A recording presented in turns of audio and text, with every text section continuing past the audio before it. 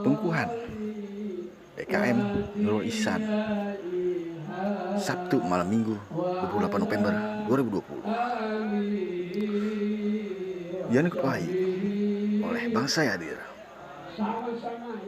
Masa periode 2001-2025 oleh Buya Kiai Haji Abdullah Kohar Muzakir Mursidi, Kampung Waru Doyong RT 13 RW 08 Kelurahan Jatinegara, Kecamatan Cakung. Adapun dalam pengukuhan tersebut dihadiri oleh alim ulama, tokoh masyarakat, dan organisasi masyarakat Forum Komunikasi Anak Betawi Porkabi Kecamatan Cakung,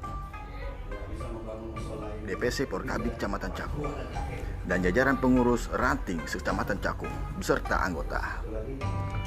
Pastinya dalam protokol kesehatan dari pemerintah, 3M, mencuci tangan, memakai masker, dan menjaga jarak.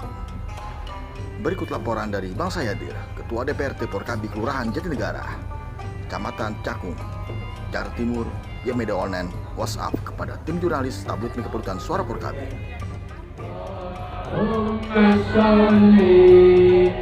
Ala Sayyidina Muhammadin fil qulubi wa dawaiha wa afiyatil abdani wa shifaiha wa nuril absari wa diyaiha wa ala